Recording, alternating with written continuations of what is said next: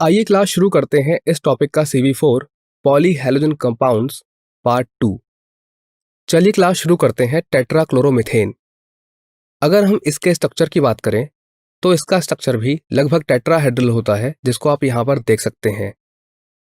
टेट्राक्लोरोमीथेन का एक और नाम होता है कार्बन टेट्राक्लोराइड, जिसे आप सभी जानते होंगे।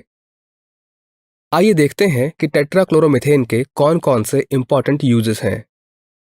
तो क्लास एक तो इसका यूज होता है मैन्युफैक्चर ऑफ रेफ्रिजरेंट्स में। इसके अलावा इसका यूज एरोसोल के लिए प्रोपेलेंट की तरह भी होता है। कार्बन टेट्राक्लोराइड का यूज क्लोरोफ्लोरोकार्बन्स के सिंथेसिस में भी किया जाता है, जैसे कि ट्राइक्लोरो फ्लोरोमीथेन और डाइक्लोरो डाइफ्लोरोमीथेन। कार्बन टेट्राक्लोराइड का यूज क्लिंजिंग फ्लूइड्स बनाने में भी होता है, डीग्रीसिंग एजेंट्स में भी होता है और इसके अलावा फायर एक्सटिंग्विशर्स में भी होता है। तो क्लास कार्बन टेट्राक्लोराइड के यूजेस तो हम देख चुके हैं। आइए देखते हैं इसके हेल्थ रिस्क। आइए पहले बात करते हैं इसके द्वारा उत्पन्न कॉमन इफेक्ट्स की। तो क्लास जैसे कि डिजीनेस, हेडेक, नौसिया, वॉमिटिंग और डैमेज टू नर्व सेल्स, ये कार्बन टेट्राक्लोराइड के कुछ कॉमन इफेक्ट्स होते हैं। अगर हम बात करें कार्बन टेट्राक्लोराइड के कुछ गंभीर प्रभावों की, तो उसमें आता है स्टुपर, अनकॉन्शियसनेस, कॉमा और even death. Class carbon tetrachloride का एक बहुत ही गंभीर प्रभाव हमारे एनवायरनमेंट में भी पड़ता है, और वो प्रभाव है डिप्लेट्स द ओजोन लेयर, यानी कि कार्बन टेट्राक्लोराइड ओजोन लेयर को डिप्लेट करता है, नष्ट करता है। और क्लास अगर ओजोन लेयर डिप्लेट होती है तो सन की जो अल्ट्रावायलेट रेज है वो हम तक डायरेक्ट आएगी, और तब अगर हम यूवी रेज में डायरेक्ट एक्सपोज होंगे तो उससे हमारा इम्यून सिस्टम डिक्रीज होता है, आई डिसऑर्डर्स होते हैं और स्किन कैंसर जैसी भयंकर बीमारी होती है। आइए क्लास अब बात करते हैं फ्रेयॉन्स की। तो क्लास अगर हम फ्रेयॉन्स को डिफाइन करना चाहें तो these are the chlorofluorocarbon compounds of methane and ethane. तो बेसिकली हम ये कह सकते हैं कि मीथेन और इथेन के ऐसे कंपाउंड्स जिनमें कुछ हाइड्रोजन्स की जगह क्लोरीन और फ्लोरीन आ जाएं, तो उन्हें हम फ्रेयॉन्स के नाम से जानते हैं। अगर हम फ्रेयॉन के एग्जाम्पल की बात करें तो क्लास फ्रेयॉन 12 इसका एक बहुत ही इंपॉर्टेंट एग्जाम्पल है, जिसे हम डाइक्लोरो डाइफ्लोरोमीथेन भी कहते हैं। और क्लास ये फ्रेयॉन प्रिपेयर किया जा सकता है टेट्राक्लोरोमीथेन से बाय स्वार्ट्स रिएक्शन, और स्वार्ट्स रिएक्शन आप ऑलरेडी पढ़ चुके हैं। चलिए अब फ्रेयॉन 12 की प्रॉपर्टीज की बात करते हैं।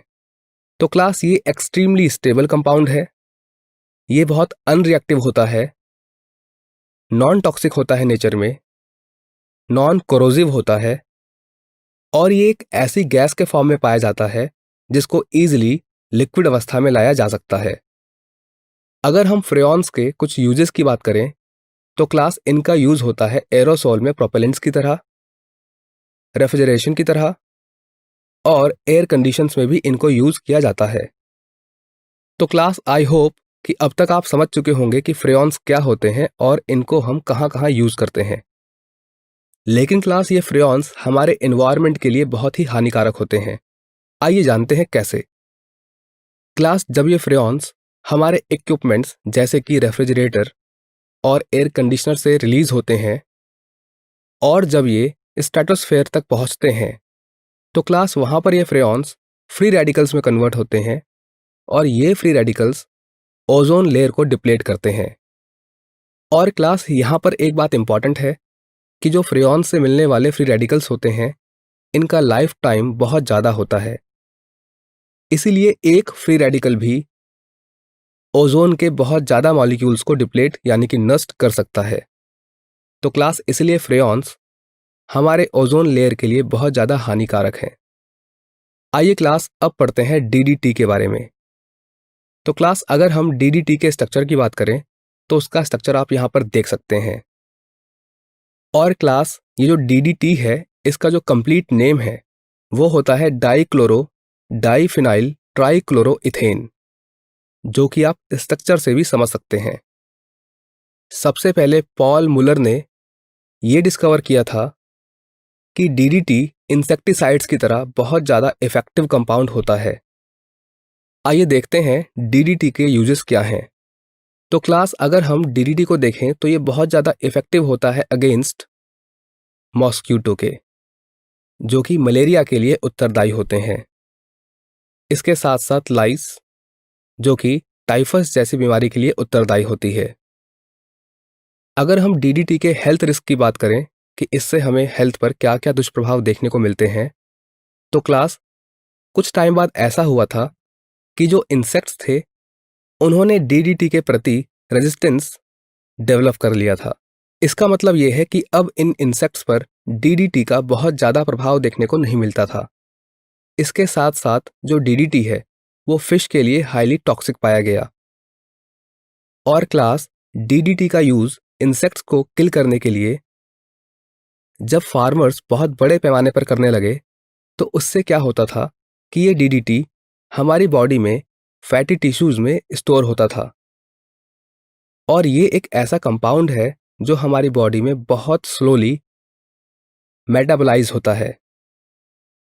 इसी तरह के हेल्थ रिस्क को देखते हुए बहुत सारी कंट्रीज ने डीडीटी को फार्मर्स के द्वारा यूज करने पर बैन लगा दिया, जिसका एक एग्जांपल है यूनाइटेड स्टेट्स, जहां पर डीडीटी बैन है। लेकिन वर्ल्ड की काफी कंट्रीज में अभी भी डीडीटी को यूज किया जाता है। क्लास, इस टॉपिक में आपने जो भी कॉन्सेप्ट्स कवर किए हैं उनके कुछ इंपॉर्टेंट पॉइंट्स को हमने यहाँ पर समरी के फॉर्म में दिया है। जैसे कि इस टॉपिक में हमने डव्स प्रोसेस को कंप्लीट किया, जिसके द्वारा हमने क्लोरोबेंजीन को कन्वर्ट किया था फिनॉल में। इस टॉपिक में हमने पढ़ा हेलोजनेशन रिएक्शंस के बारे में, जैसे कि क्लोरोबेंजीन की रिएक्शन अगर हम Cl2 के साथ in presence of anhydrous FeCl3 कराते हैं तो क्लास हमें डाइक्लोरो प्रोडक्ट मिलता है।